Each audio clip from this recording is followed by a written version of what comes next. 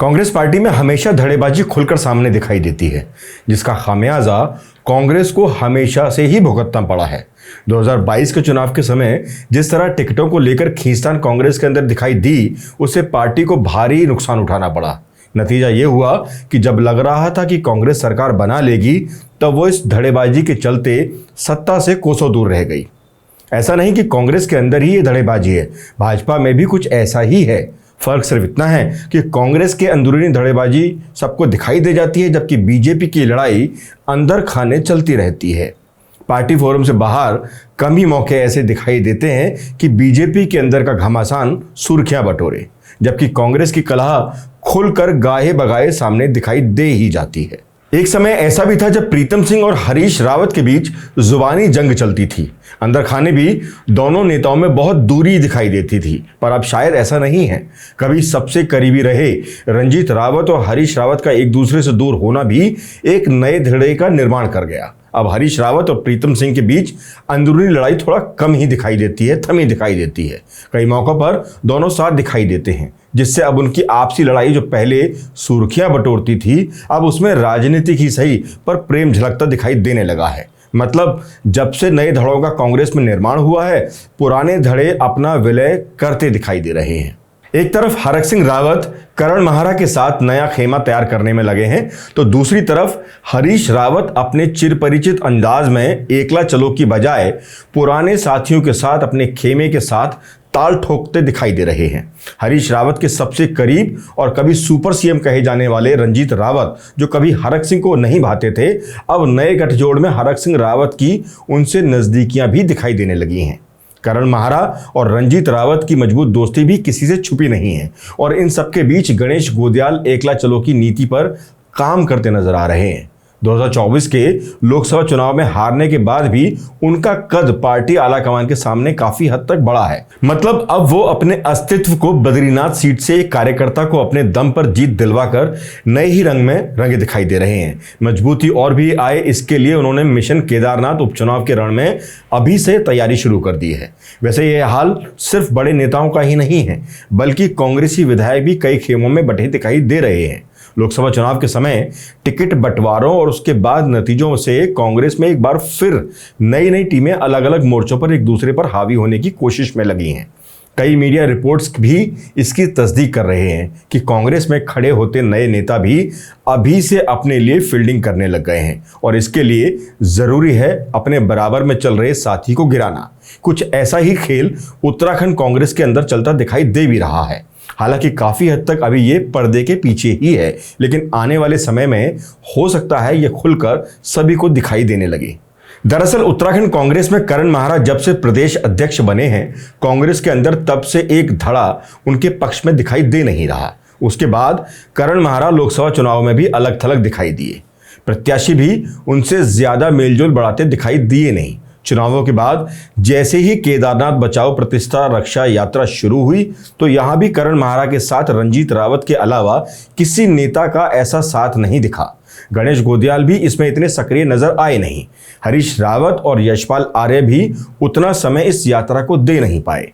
हालांकि आम लोग इस बात पर इतना गौर शायद न करें, पर जो लोग राजनीति की बारीकियां समझते हैं, वो इस बात से इनकार नहीं कर सकते कि कांग्रेस की इस यात्रा में कांग्रेस के नेताओं ने बीजेपी को घेरने से ज्यादा अपना अपना शक्ति प्रदर्शन ज्यादा किया। यात्रा के दौरान जिस तरह से अलग अलग गुटों में कांग्रेस नेता चल रहे थे, ये उस बात की तरफ साफ इशारा करता है कि आने वाले वक्त में ये किसी बड़े तूफान के आने के संकेत हैं, जो एक बार फिर से सत्ता से कांग्रेस को कोसों दूर ले जाने वाले हैं। गौरतलब है कि केदारनाथ धाम प्रतिष्ठा रक्षा यात्रा के स्थगित होने से ठीक पहले कांग्रेस नेताओं की खींचतान एक बड़े अंदरूनी युद्ध में तब्दील हो गई थी। एक दूसरे पर टेबल पटकने से लेकर तू तड़ाक के बाद हालात ऐसे बने कि खबर प्रदेश प्रभारी से लेकर हाई कमान तक पहुंच गई। दिल्ली में हुई बैठक के बाद एक खबर और सामने आई। जानकारी के मुताबिक धारचूला विधायक हरीश धामी को छोड़कर तमाम कांग्रेस विधायक प्रभारी कुमारी शैलजा और गुरदीप सप्पल के साथ बैठे। खबर तो यहां तक आई कि इस बैठक में तमाम विधायकों ने भी करण महारा के सामने ही प्रदेश अध्यक्ष के तौर पर उनके फैसलों और शैली को लेकर जमकर भड़ास निकाली। रिपोर्ट्स तो यह भी कहती हैं कि लड़ने से पहले ही हार मान बैठे कांग्रेस के वरिष्ठ नेता प्रीतम सिंह ने तो यहां तक कह दिया कि उनसे किसी भी बात के लिए पूछा तक नहीं गया। उनसे चुनाव लड़ने को तो कहा गया, पर उनके संसदीय क्षेत्र में किसी भी फैसले में उनकी राय ली नहीं गई।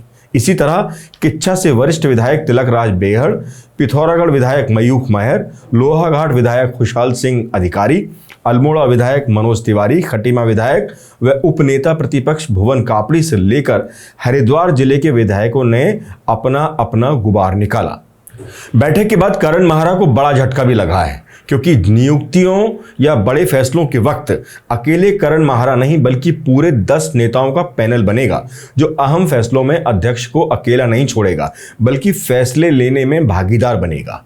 10 नेताओं की समिति, जिसमें अध्यक्ष, नेता प्रतिपक्ष से लेकर हरीश रावत, प्रीतम सिंह के अलावा 5 लोकसभा प्रत्याशी और कुछ नेता हो सकते हैं। यानी अब तक प्रदेश अध्यक्ष के नाते करण माहरा जो फैसले खुद अपने आप लेते आए थे, वो अब आगे ऐसा नहीं कर पाएंगे। तो क्या माना जाए कि कांग्रेस में मची खींचतान ने करण माहरा के पर कतरने का काम किया है? जिस तरह से गणेश गोदियाल केदारनाथ रक्षा यात्रा में करण माहरा से दूर दिखाई दिए, साथ ही यात्रा को बीच में छोड़ गए, क्या ये एक नए धड़े या नए बैटल की शुरुआत नहीं है जो आने वाले दिनों में और बढ़ सकती है? उसके पीछे की वजह है क्योंकि केदारनाथ उपचुनाव में दोनों ही नेताओं के मत अलग अलग हैं। इसका मतलब जब केदारनाथ उपचुनाव में प्रत्याशी का चयन होगा तो गणेश गोदियाल और करण माहरा की पसंद अलग अलग हो सकती हैं। ऐसे में अपने मनपसंद उम्मीदवार को टिकट दिलाने के लिए फिर इन दोनों में तकरार की स्थिति बन सकती है। वैसे 2 उपचुनाव की जीत के नशे में डूबी उत्तराखंड कांग्रेस में कम से कम प्रदेश के पार्टी नेताओं को बद्रीनाथ और मंगलौर उपचुनाव जीत के बाद लोकसभा चुनाव की हार याद भी नहीं होगी। लड़ाई इस मुद्दे पर भी होगी कि केदारनाथ से पूर्व विधायक मनोज रावत को टिकट मिले कि हरक सिंह रावत को, या किसी नए चेहरे पर दाव लगाया जाए। कांग्रेस के अंदर के लोग बताते हैं कि करण माहरा मनोज रावत को ज्यादा पसंद नहीं करते और उनकी पहली पसंद रुद्रप्रयाग कांग्रेस जिला अध्यक्ष कुंवर सिंह सजवाण या फिर हरक सिंह रावत हो सकते हैं। गौरतलब है कि गणेश गोदियाल बद्रीनाथ चुनाव से ही अपनी स्थिति स्पष्ट कर चुके हैं। जब चुनाव उनको लड़ाने की बात हो रही थी तब उन्होंने कहा था कि स्थानीय नेता को ही टिकट मिलना चाहिए। तो इससे ये तो साफ है कि गोदियाल हरक सिंह रावत के पक्ष में बैटिंग तो बिल्कुल भी नहीं करेंगे। इससे लड़ाई सिर्फ 2 लोगों तक सिमट कर रह जाएगी, कुंवर सिंह सजवाण जो माहरा की पसंद बताए जा रहे हैं, और दूसरी तरफ पूर्व विधायक मनोज रावत जिनके साथ गणेश गोदियाल खड़े हैं। फिर इससे इतर एक सवाल बड़ी गुटबाजी को लेकर भी है, जहां एक तरफ हरीश रावत, यशपाल आर्य और प्रीतम सिंह खड़े हैं और दूसरी तरफ करण माहरा, रंजीत रावत और हरक सिंह रावत खड़े हैं, और तीसरी धुरी है खुद गोदियाल। सवाल उपचुनाव के अलावा एक और भी है कि क्या केदारनाथ उपचुनाव में कैंडिडेट कौन हो सकता है? इसका झगड़ा स्थानीय निकाय चुनाव में प्रत्याशी चयन में किसकी चलेगी, यहां भी दिखाई देगा। इस पर भी नजरें रहेंगी।